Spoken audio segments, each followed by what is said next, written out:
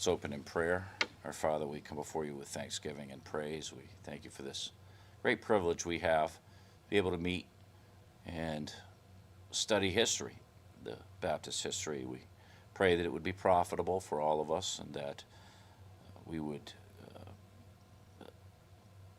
it's not so much its application, but that it would encourage us in our own Christian lives to understand how Baptist folks, have suffered so much. Pray these things in Jesus' name. Amen. So I've been doing a lot of history reading in several different branches. I've been, of course, studying Baptist history, and I've been studying the history of Lewis and Clark, and I've also been studying the history of the Alamo. And so a lot of our conversations are about the history of those things when we're sitting there, and I'll ask the boys, did you know this? Did you know this? And one of the things that I found is that I don't know very much. And the other thing that I've found is that there's so much history you can't know it all. And it's incredible the amount of history, and even Baptist history. I'm just skimming the surface. I mean, literally just touching on a few high points. For example, the books that I've been studying for this class have been Thomas Armitage and David Benedict, and I really stayed away from James Beller. James Beller, of course, that's the book that you're reading, Elaine, and I've recommended, and that is a good overview, and that's about it. I mean, it's good. I'm not knocking it, and that's what I read. It gives you a really good overview, but that's all it is. And for example, Armitage wrote in 1886, and he wrote, I don't know, 600-700 pages. And then David Benedict wrote at least 2 volumes in 1812, and it's hundreds and hundreds of pages. And James Beller's book is 250 pages long, and it covers a lot more time. So you can see how he just basically skimmed the surface. But anyway, that's all my intention has ever been anyway, just maybe to whet your appetite a little bit. You can do some research on your own. I would. Isaac Backus is hard to read. At least the edition that I have is hard to read the way it's printed. It's the footnotes aren't separated from the main book, and I like to read the footnotes and the addendums. But anyway, our verse is Psalm 11:3. If the foundation be destroyed, what can the righteous do? And that's been the basis of all of these classes on Baptist history. So the last time we left off with Thomas Gould, who is less well known, for example, than John Clark or Roger Williams or even Obadiah Holmes, but he was just as much a pillar of the early Baptists in this country. But we left off with him establishing the first Baptist church in Boston in 1665. He died in 1675 after 10 years of pastoring and extreme hardship. His courage and determination, as I read through his history, it really is. I hope that I would act like that in the face of the things that he suffered, and any of those men suffered. But it really opened the door for freedom of conscience to what eventually became, many years later, the standard in Boston and Massachusetts. It took a long time. But David Benedict wrote of Gould's sufferings, quote, "It is truly difficult to preserve one's patience while reviewing these tyrannical proceedings. We would gladly draw a veil over the faults of the fathers of Massachusetts, but what is history but a relation of facts, whether pleasant or painful? The injuries sustained by Thomas Gould and his associates excited the compassion of many who did not think with them, both in Europe and America." So, and I'm going to read you a quote about the Puritans by Armitage a little bit later, but he has a little bit different softer take than David Benedict did, but he's a little bit farther removed from the source of the persecution. So after Gould's death, Isaac Hull became the pastor, and then later, concurrently with him, John Russell, who was a shoemaker, of all things. He was ordained, became pastor of the church, and they had both suffered with Gould. And Russell was ordained in 1679, but he died the next year. But in that time period, he wrote a pamphlet, and I couldn't find the title of the pamphlet, which related the sufferings that he and the church had gone through, and some of the other folks there. And he sent it to London to be printed and distributed there so that people over there could read it, because that's where printing primarily was at that point. And it did garner sympathy from the Baptists in England, who wrote about it, quote, "It seems strange that Christians in New England should pursue the very same persecuting measures which they fled from Old England to avoid." And they were Puritans and Baptists who had that same view in England, but they got over here and sort of lost that. But anyway, because of Russell's occupation, he was slandered by the elite Puritan clergy, led by Dr. Mather. You may have recalled his name from some of our previous classes, who rather than admitting persecution was wrong, he doubled down on what he was doing. And he wrote a derisively titled, the title was written in Latin because he considered Russell an uneducated bumpkin. He was a shoemaker. So he wrote a pamphlet rebutting Russell's pamphlet, and the title translated to English was "Cobbler, Keep to Your Last." So it was sarcastic, to say the least. And in it, Mather accused the Baptists of the sin of Jeroboam, who made priests of the lowest order of the people. And I was thinking about that. You talk about taking Scripture out of context, but he entirely ignored the fact that the majority of the apostles in the New Testament were not higher educated. Paul was an exception. But the majority, Peter, for example, and James and John and Andrew, they were fishermen. And many of the prophets in the Old Testament were uneducated. Some of them were nothing more than sheep herders. But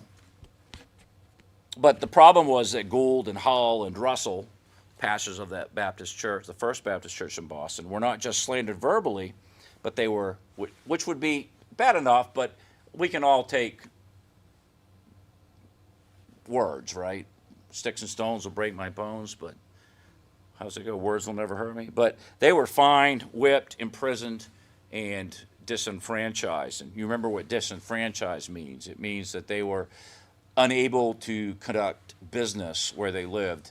They weren't able to buy, they weren't able to sell, they weren't able to own a home. They were essentially economically shut out of the colony, which would make it very hard to live at that point, so you'd have to leave.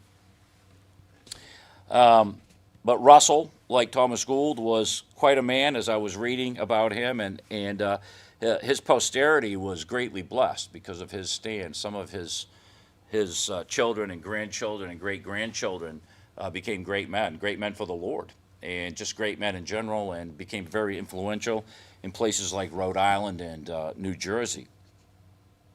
And I believe the Lord blesses when we raise our children right and we ourselves are willing to take a stand. I believe the Lord blesses that by, blessing our kids. And I think that's a truism that's very often proven.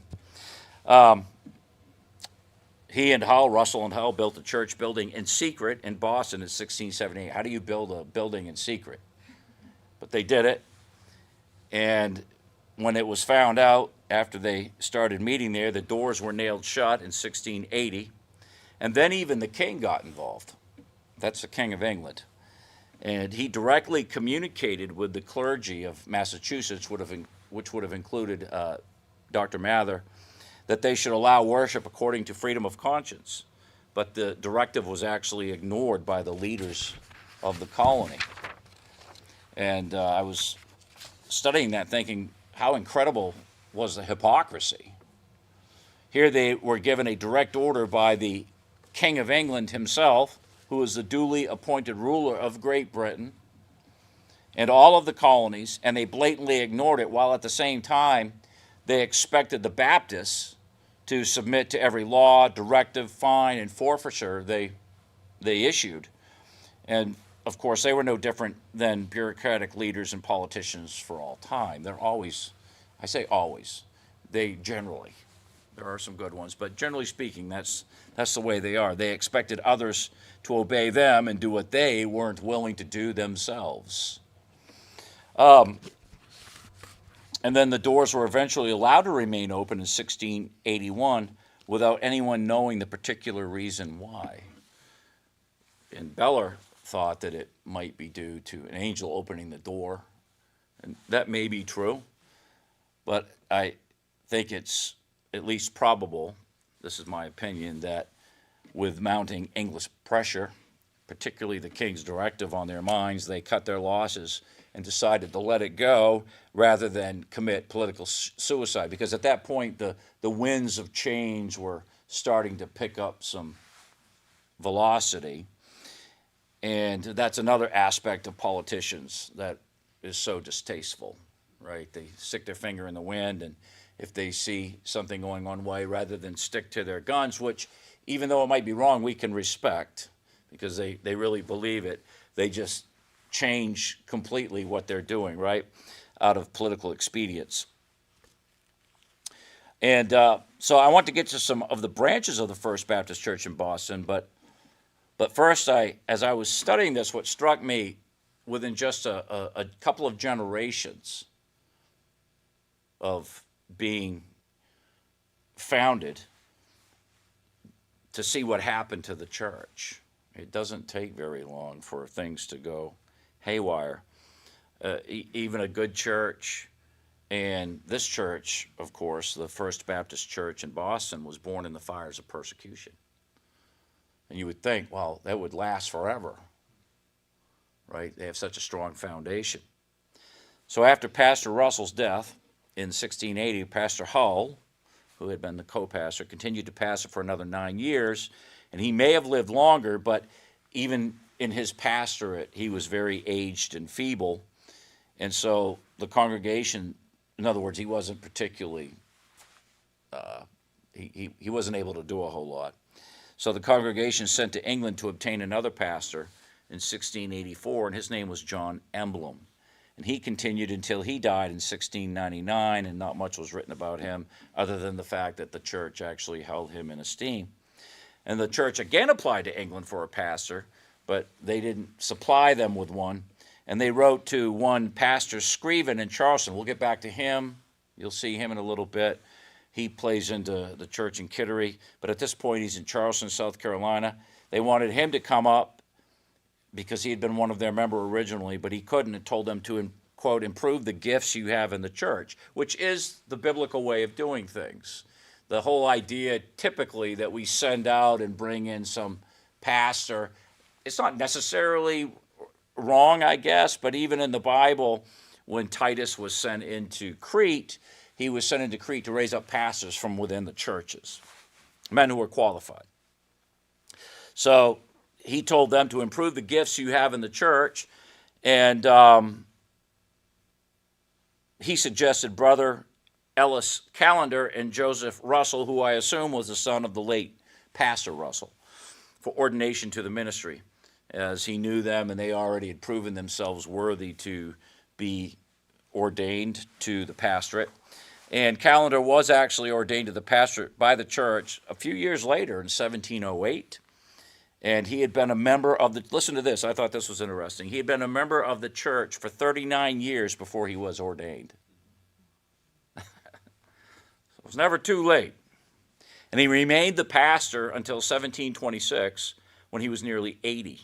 So that gives me high hopes. When I was reading that, I was thinking, well, you know, if I live that long, then I really don't plan on retiring. So even though people may want me to retire, but you know, if you're too feeble, but apparently he wasn't. So after he either resigned or died, I couldn't figure it out from what I read. His son, Elisha Callender became pastor after his father until his death in 1738. Now, the difference between him and all the others before him, and he's still the son of a good man. So 1738 now, the church was founded in 1665, but he was the first educated pastor of the church. Now, don't get me wrong, I don't have any problem with education. If you want to be a doctor, you got to go to college, a lot of it. If you want to be a physicist, you've got to go to college. If you want to be a nuclear scientist, you've got to go to college. If you want to work at NASA, you got to go to college. I don't have any problem with college, per se. But he was educated at Cambridge. And what was Cambridge? Was it a Baptist school? No. It was a Puritan school. And get this, I thought this was interesting. And there's not a lot said. David Benedict has some things to say about it. So he was educated at Cambridge, and he was ordained to the ministry by Increase Mather, Cotton Mather, and John Webb, who were Puritans. These are the same people who are descendants of the people who were persecuting them in the first place. And maybe they saw that as a feather in the cap. It was strange, to say the least. And I thought that was strange. And Benedict said that he was ordained with the assistance of these three pedo-Baptist ministers. So they still practiced. They were Congregationalists, Puritans. So they were still practicing infant baptism at that point. And we know infant baptism is totally unbiblical, wrong. Baptism doesn't save you. You're baptized after you're saved. So why he would have submitted to that, why the church would have submitted to that, I don't know. But anyway, that began the road to apostasy that happens in almost every church. Almost every church that's ever existed goes down a very similar road. The first generation, the fathers are good and godly men who lead the church in true righteousness. And eventually, their posterity, with the congregation's approval in the interest of progress, have to go to a college that doesn't hold to orthodox doctrine or separation, and leads the church down the path to apostasy. And that's exactly what happened there. As Benedict points out, quote, both parties must have strained a point or two in order to unite. And that's the key. They united. And people wonder why, they might wonder why, I hope you don't now, after all these years, by why I'm strong on separation and very careful about what we introduce into the church, and encourage you to be very careful about what you watch on the internet and what you watch on YouTube as far as preaching and doctrine is concerned, because it can be very dangerous. So you have to be careful about even what you read, watch on the internet. Shouldn't be watching other preachers, unless it's like Bobby Mitchell. But, not just anybody. Why? Because this is what happens. Mather actually preached the message. And of course, what Benedict said was a nice way of saying that they compromised. And the message that he had preached was called Good Men United. They might not have known the word at that time, ecumenicalism, but they certainly were practicing it at that point. It ended up being quite monetarily profitable for the Congregational Puritans, as in England, the report of newfound friendship between the two groups spurred a wealthy Baptist, whose name was Thomas Hollis, to become one of the most liberal benefactors of Cambridge College that it ever enjoyed. And this was at the point David Benedict, David Benedict was writing. And I'm going to quote a footnote here that Benedict wrote at the bottom of the page about this. But he said, quote, his benefactions, and now this guy's a Baptist supposedly, his benefactions to this institution were astonishingly great.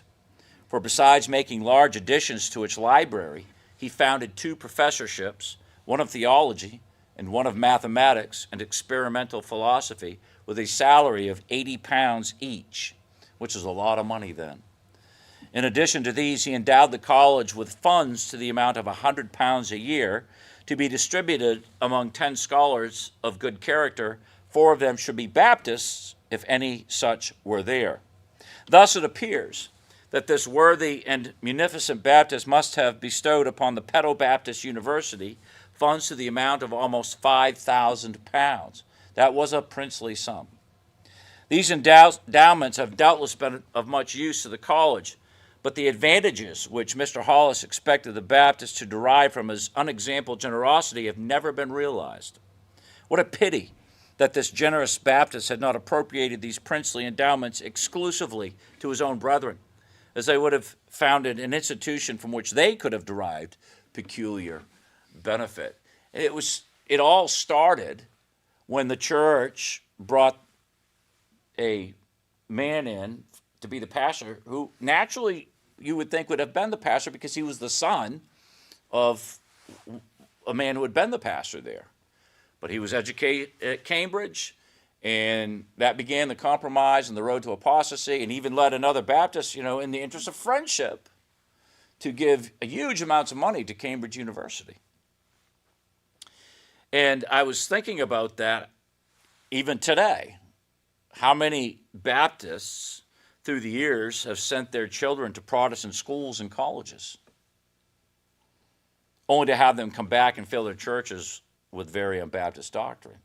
Schools like Bob Jones University and schools like Pensacola Christian College, which would be considered relatively conservative in their views, but they're very Protestant in their views, and they're very ecumenical. And they have to be to continue their programs because it costs a lot of money. So you can't just go to independent Baptist churches. Typically, they don't have the kind of money that they need to fund their curriculum. After Callender, this is the son that had gone to Cambridge. He passed away in 1739. Apparently, he still tried to maintain relatively orthodox doctrine. But another man, Jeremiah Condi, became the pastor, and he was also educated at Cambridge, and he graduated in 1726. And he was much less orthodox in his views.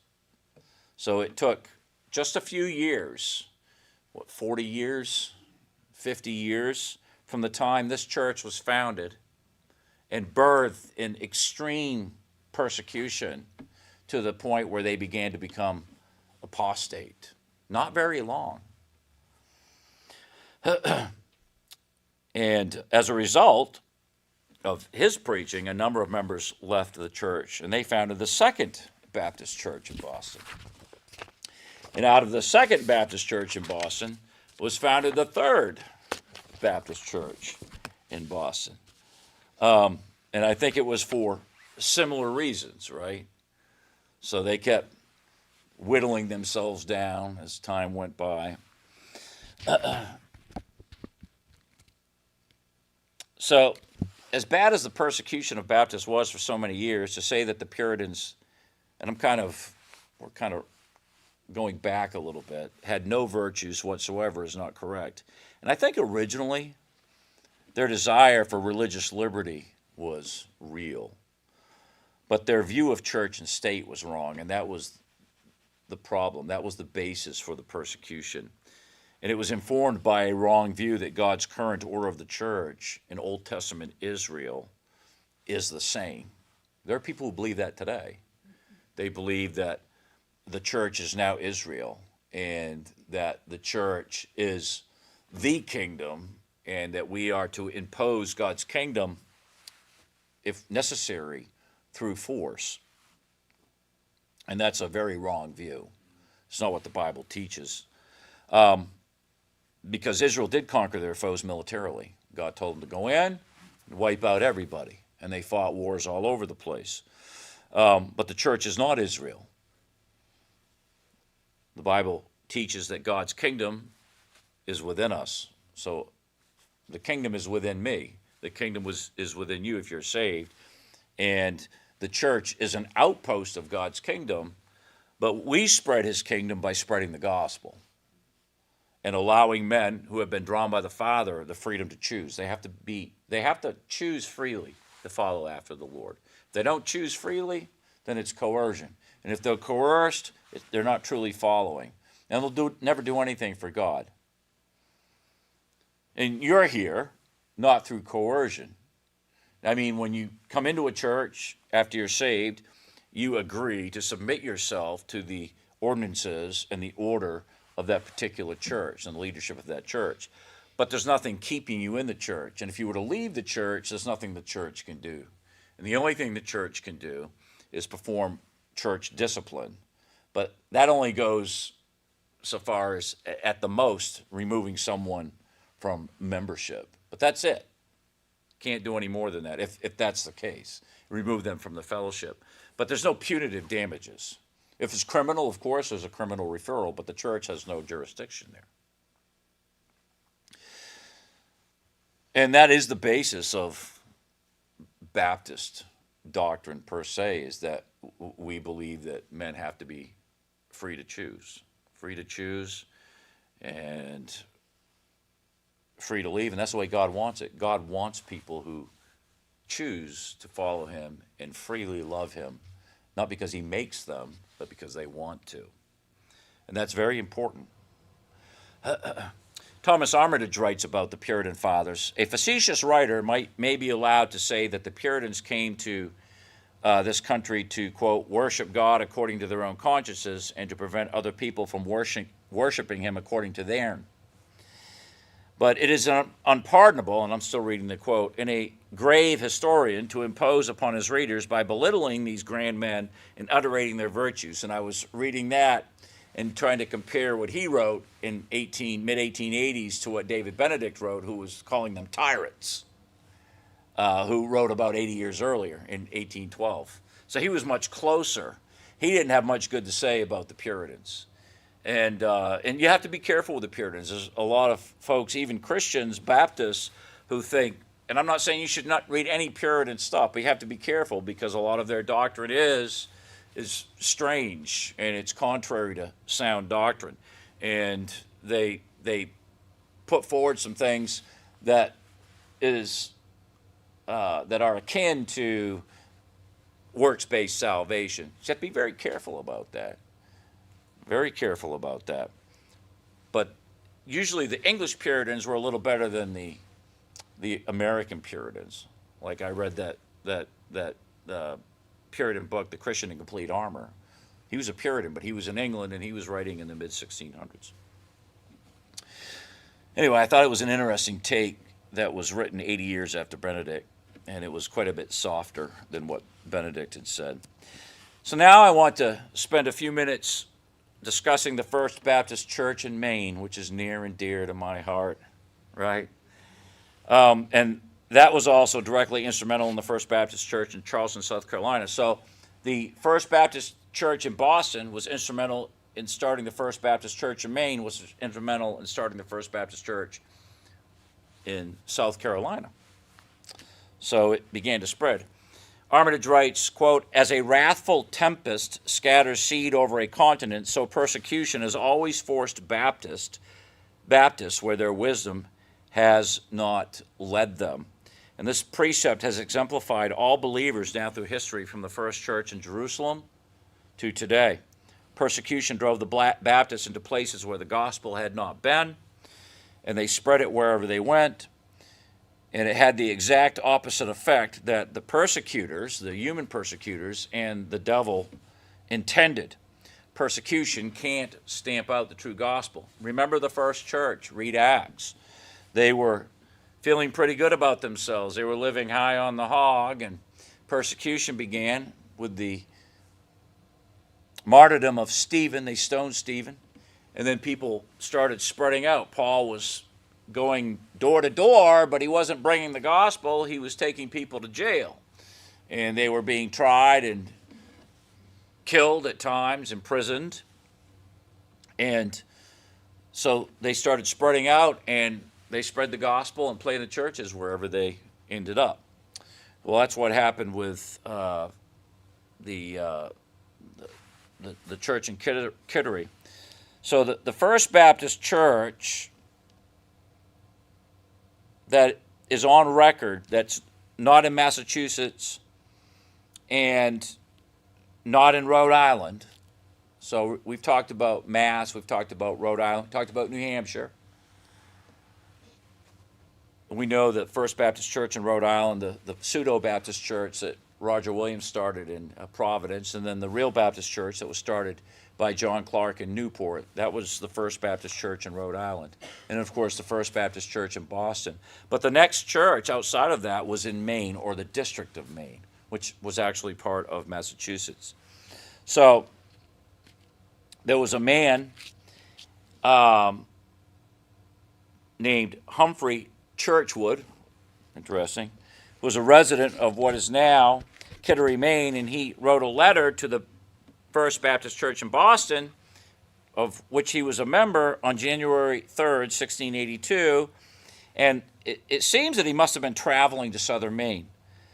And I don't know whether he was on business or whether he was sent out by the church to be a witness, which is possible because there were people who got saved, it seems, through his witness.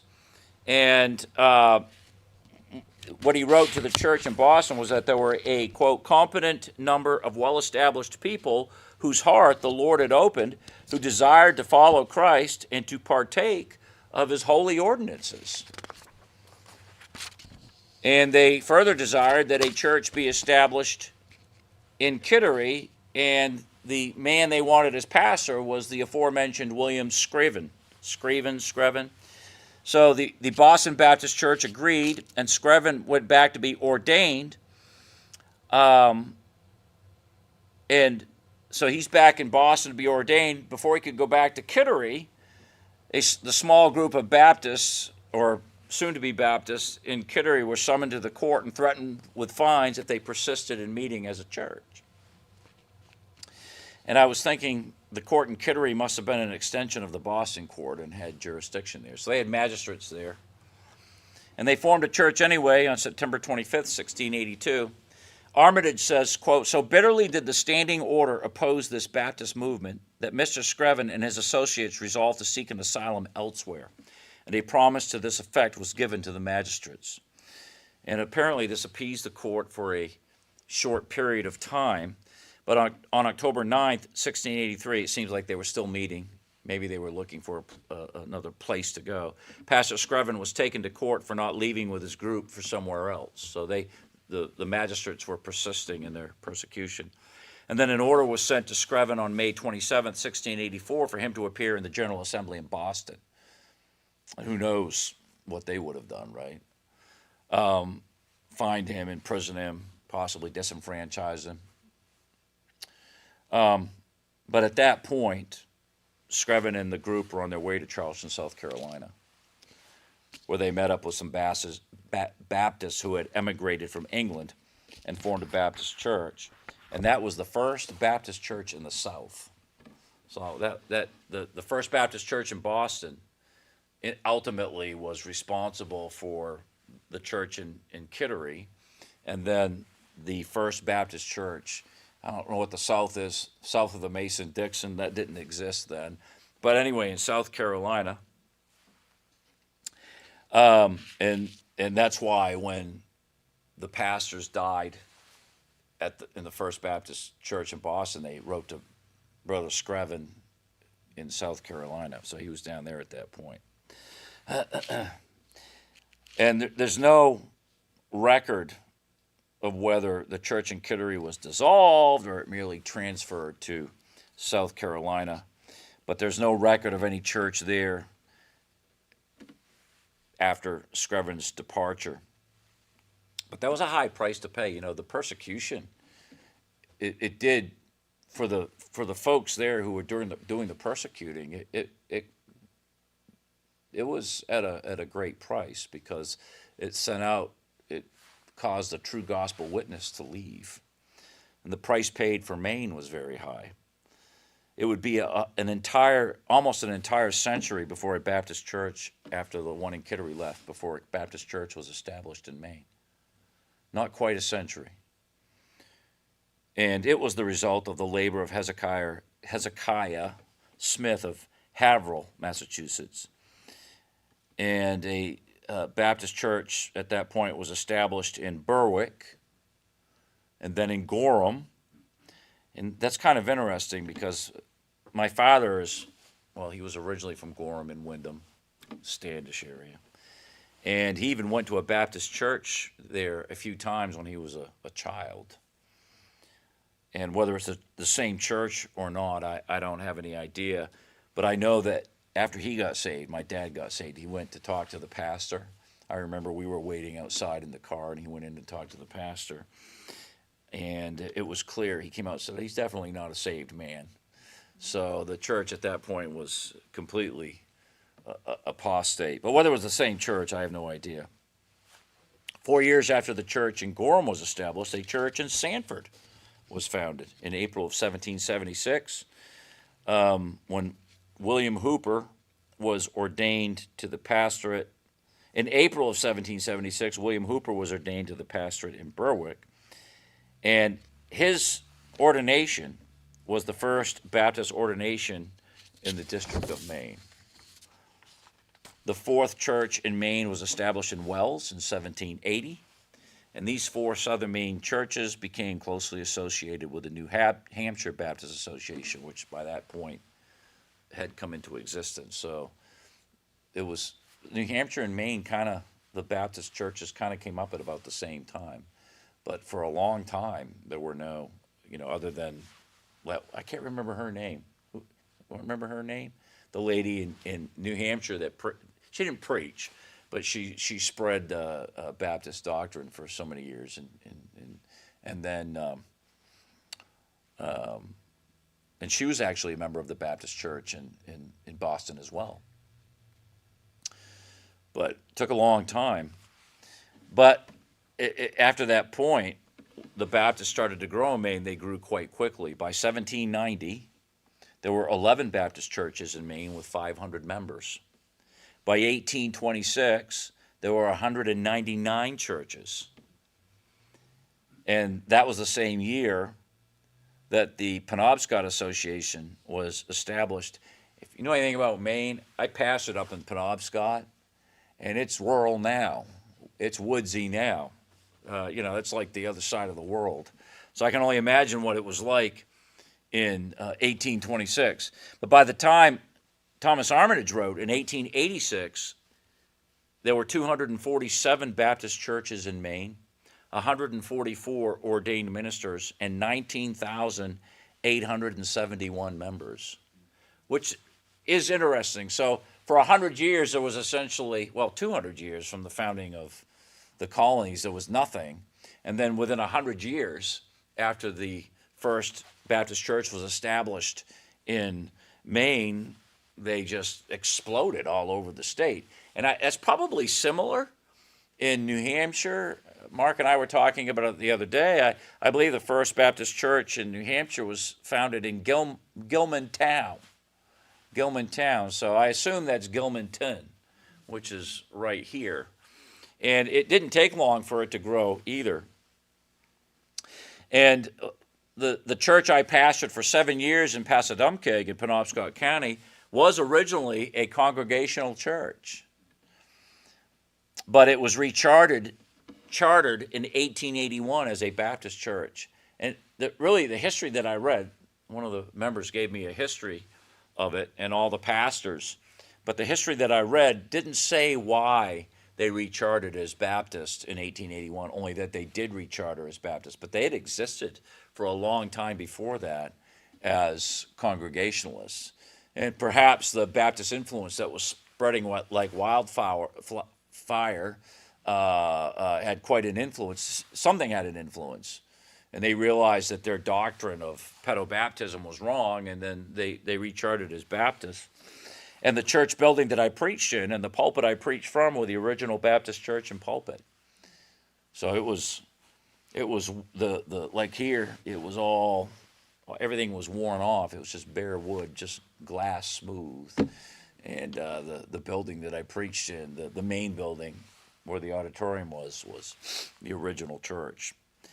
That was something I always enjoyed there, preaching there, thinking about all the men that had preached out of that pulpit for well over 100 years from the 1800s all the way up until I was there. Some interesting information that I didn't even know, though I grew up 14 miles from Waterville.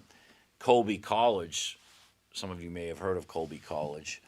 It's in Waterville. It's considered an Ivy League college. And along with Bowdoin and Bates are the preeminent colleges in Maine. Bowdoin is in Brunswick, where Midcoast is. And now, of course, they're all very liberal and probably have tried to disassociate themselves, at least Colby, from their own past and history.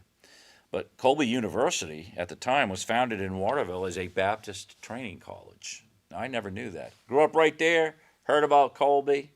We were just a few miles away. Hebron Academy, which is a famous boarding school in Maine that still operates. And I grew up, they were well known, and they played all the public schools, and it's a privately operated school, but very well known. Was founded as a Baptist school.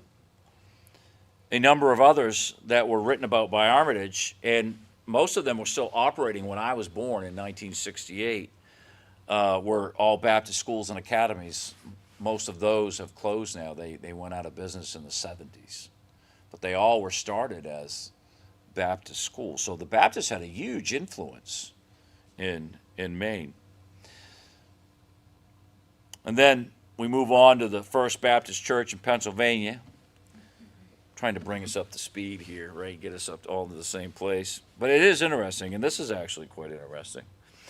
It was founded by the Rhode Island Baptists, who were there because of John Clark. William Penn obtained a charter for Pennsylvania in 1681, and he was a lover of religious freedom. He was a Quaker. You may recall that from your high school history. Anybody learn about William Penn? I learned about William Penn way back in high school, a long time ago. So it was natural that Baptists would emigrate there. And he had actually suffered for his Quaker beliefs in England and had adopted quite broad views of religious liberty.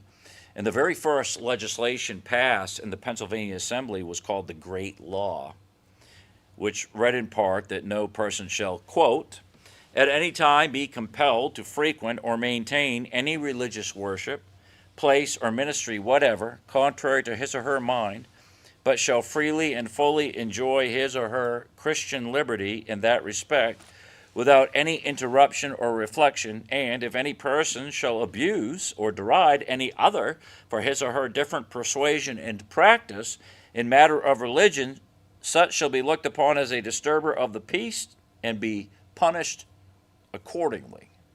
So that was Pennsylvania. Quite different from Massachusetts, huh? It still wasn't as far as Rhode Island's laws, which provided for, quote, the absolute non-interference of government in religion, period. And that's the way it should be. Rhode Island, of course, and New Jersey, which was also another they were relatively tolerant of religious freedom. They've long since departed from that position.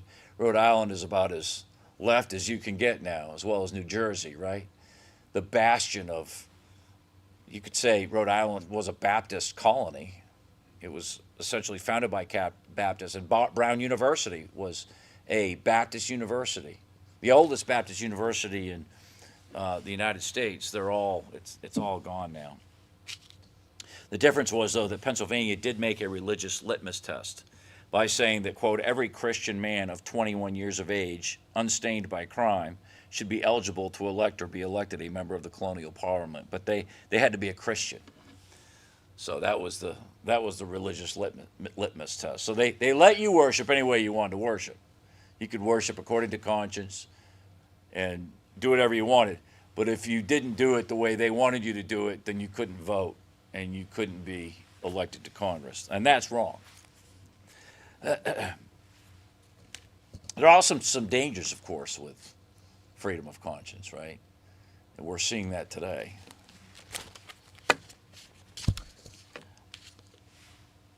So William Dungan came to Pennsylvania from Rhode Island in 1684, 3 years after William Penn. And he was a venerable old Baptist preacher who formed a Baptist church in Cold Spring, Pennsylvania, and which maintained the church maintained a feeble life until 1702. And while it did exist, it attracted a number of influential families, and one of them was the father of Dr. Benjamin Rush. Does anybody know who he is? He was one of the signers of the Declaration of Independence. Maybe he was a Baptist.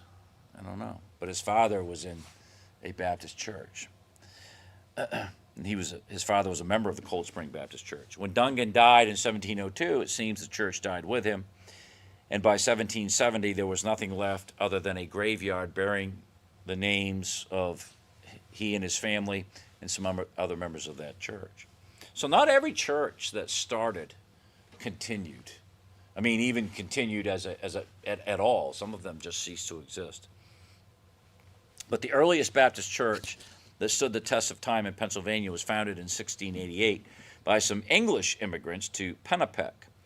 And that became the Lower Dublin Baptist Church. And it was led by Pastor Elias Keach of London. I'm going to talk about him in a minute. I'm going to finish with his testimony. It's really interesting. He arrived in 1687 and baptized 4 people, which brought the number of baptized believers there to 12. They formed into a church in January of 1688, and then the church began to grow as other Baptists who had emigrated there, and some of the people that had been in Dungan's church or were in Dungan's church also traveled there, began to attend, if not every Sunday, because of the problem with traveling. So some people could only go to church quarterly. It wasn't like today. We have services every Sunday. We have them every Wednesday, and there's an expectation that because of our ability to travel that we're all going to be faithful to church. But it was different then. Some people could only attend quarterly. I was telling the boys, the church I pastored in Passadumkeag, in the winter, when the river froze, the Penobscot River, the people on the other side of the river in Edinburgh would walk over the river and go to church through the winter months. And that was the only time they saw those folks. For them at the time, to go to church any other time, they would have had to travel all the way up to Howland, or all the way down to Bangor, and go over the bridge and come all the way back down. So it was unfeasible, right? You know, it wasn't like it is today. So they formed into a church in January of 1688. They began to grow. Others began to attend. And the church at Pennapeck became, as Benedict put it, a mother in the midst of many daughters. It was a church that ended up resulting in many other churches. But it, too, also began to apostatize. So long as the church was pastored by Elias Keach, whom I just mentioned, they remained in the same faith and order. But as they allowed more emigrants from various European churches into their midst, and I assume, it doesn't say particularly, but I assume that there was not a condition, like when we bring someone gets saved and they come in here, we're going to go over the doctrinal statement and make sure that they're in total agreement with the way we do things, explain the order of how we do things. And then and only then can, when they say, I agree with that and I'm going to abide by that, then they're allowed into their membership. But apparently this isn't the case here. Divisive doctrines concerning predestination, psalm singing, distributing the elements, seventh-day Sabbaths, and other things caused division in the church. And in 1747, when looking for a pastor, a tumult arose, which resulted in a split. Benedict says, quote, "But this and the other maladies were healed when the peccant humors had been purged off and the design of providence accomplished, which design is expressed in these notable words, quote, there must be divisions," and the word actually in the Bible is heresies, "among you, that they who are approved may be made manifest." So sometimes purging is necessary, and one was necessary in that church. Those that were engaged in propagating false doctrine, who believed false doctrine, they ended up leaving. So after they left, things got more peaceful. And I think I'll finish with this, but I thought it was really good. Benedict relates the testimony of the first pastor, Elias Keach. And I'll leave you with this. It's a real blessing to hear. So this is a quote that I'm reading now. The first minister they had was the Reverend Elias Keach. He was the son of the famous Benjamin Keach of London. Arrived in this country a very wild youth about the year 1686. On his landing, he dressed in black and wore a band in order to pass for a minister. The project succeeded to his wishes, and many people resorted to hear the young London divine. He performed well enough till he had advanced pretty far in the sermon. Then stopping short, he looked like a man astonished. The audience concluded he had been seized with a sudden disorder, but on asking what the matter was, received from him a confession of the imposture with tears in his eyes and much trembling. Great was his distress, though it ended happily, for from this time he dated his conversion. He heard of and I wrote the aforementioned Mr. Dungan, the guy that was preaching in Cold Spring, who died and the church went away. He was a godly man. He went to him, it says he went to Mr. Dungan, prepared him to seek counsel and comfort, and by him he was baptized and ordained. From Cold Spring, Mr. Keach came to Pennapeck and settled a church there as before related, and thence traveled through Pennsylvania and the Jerseys, preaching the gospel through the wilderness with great success, insomuch that he may be considered as the chief apostle of the Baptists in these parts of America. He and his family embarked for England early in the spring of 1692, and afterwards became a very famous and successful minister in London. So he started out as a fraud. He came and dressed up as a preacher and was even preaching. So he was obviously a man of ability. He was a man of talent. He could speak. He knew the Bible well enough to preach to the people. But can you imagine preaching and then the Lord just energized him? He put him under conviction. He stopped and got saved right there. It's too bad there's a lot of preachers that should probably do that in our world today. But I thought that was a tremendous testimony, and I thought that was a real blessing. I read that, and I thought, man, that's incredible. Stopped right there with tears in his eyes, broke down, confessed to the congregation that he was a sinner. He'd been deceiving them, repented, got saved, and then went and got ordained, started preaching the gospel. And God used him in a mighty way. Used him in a mighty way. And I thought that was good. So, are there any questions?